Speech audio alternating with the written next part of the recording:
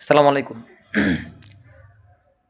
সম্মানিত দর্শক শ্রোতা, আপনারা আমার সাথে প্রথমত আপনাদেরকে ধন্যবাদ দিয়ে আমি আপনাদেরকে আ মানে নিজের পক্ষ থেকে সর্বপ্রথম আপনাদের কাছে আমি ক্ষমা চেয়ে নিব।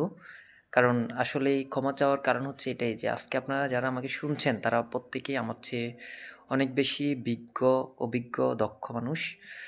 তো আমি আপনাদের সাথে যে বিষয়টি নিয়ে কথা বলতে চাচ্ছি সেটি হচ্ছে সাম্প্রতিক বাংলাদেশে ঘটে যাওয়া কয়েকটি ঘটনা আমাদেরকে খুবই ব্যথিত করছে। প্রাথমিক পর্যায়ে হচ্ছে আমরা দেখতে পাচ্ছি যে বর্তমান সরকার, উপদেষ্টা সরকারকে প্রশ্নবিদ্ধ করার জন্য এবং আমাদের দেশীয় ভাবমূর্তিকে প্রশ্নবিদ্ধ করার জন্য একটি কুচক্র মহল আমাদেরকে খুব বেশি বিপদে ফেলার জন্য বিপদে ফেলে দিচ্ছে। তো আমি আপনাদের কাছে বিনীতভাবে অনুরোধ করব যে আমরা আমাদের যারা মাতৃভূমি দেশকে ভালোবাসি, আমরা দেশের ভালোবাসার কারণে আসুন সকলেই ঐক্যবদ্ধ হয়ে দেশের শান্তি শৃঙ্খলা রক্ষায় নিজেরা একটু ভূমিকা রাখি। প্রিয় দর্শক, আমরা যে কথাটি সবচেয়ে বেশি ফোকাস দিয়ে বলতে চাই সেটি হচ্ছে যে আমাদেরকে এটা মনে রাখতে হবে যে বাংলাদেশের সার্বভৌমত্ব, বাংলাদেশের স্বাধীনতা, এই সকল কিছু কিন্তু আমাদের একটি অর্জিত অনেক ত্যাগের বিনিময়ে পাওয়া সম্পদ।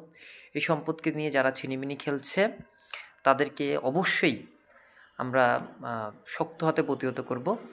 এর সাথে সাথে বলতে চাচ্ছি যে বিশেষ করে ইসকনকে কেন্দ্র করে আমাদের দেশে যে বিশেষ করে আমাদের মুসলিম ভাইদের মধ্যে যে একটি জাগরণ, সেটিকে আমরা অবশ্যই সহনশীলতার কাতারে রেখে আমরা আমাদের অপরাধ ভিত্তিক যে কাজগুলো হচ্ছে এগুলোর কট্টর বিরোধিতা করব।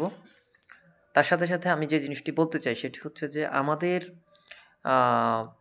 যে ভাইটি শহীদ হয়েছে অবশ্যই এই ভাইটির আত্মার মাগফিরাত কামনা করি এবং যারা এই কাজটি করেছে তাদের দৃষ্টান্তমূলক শাস্তির ব্যবস্থা করা হোক। এর পাশাপাশি মুর্শিদপুর যে মসজিদটির উপর হামলা হয়েছে আমরা তার তীব্র নিন্দা জানাই। কারণ হচ্ছে মসজিদ এটি আল্লাহ ঘর, ইবাদতের জায়গা। আমরা কোনো ব্যক্তির উপর যদি চড়াও হই তাহলে আমাদের উচিত হবে বিশেষ করে সেই ব্যক্তিকে চিহ্নিত করে তার ব্যাপারে সঠিক ব্যবস্থা নেওয়া, আইনের প্রতি শ্রদ্ধা রেখে আইনানুগ ব্যবস্থা নেওয়া।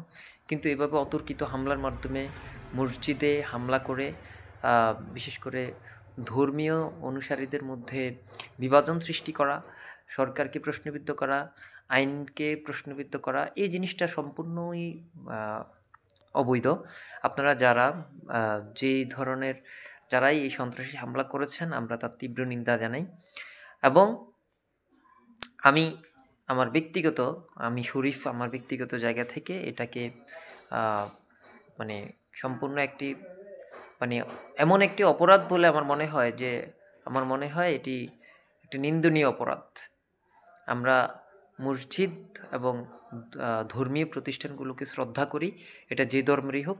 পাশাপাশি যারাই উদ্দেশ্য সফল করার জন্য, বিশেষ উদ্দেশ্য হাসিল করার জন্য এই ধরনের তিক্তকর পরিস্থিতি তৈরি করছেন, আল্লাহকে ভয় করুন এবং আল্লাহকে ভয় করে আমাদের প্রয়োজনে যে জিনিসটি করা উচিত সেটার দিকে আমরা লক্ষ্য দেই এবং বিশেষ করে মুসলিমদের ঐক্যের জন্য আমাদের যে যার জায়গা থেকে যতটুকু সম্ভব ভূমিকা রাখব, এই প্রত্যাশায় রেখেই আজকের জন্য আপনাদের কাছ থেকে বিদায় নিচ্ছি।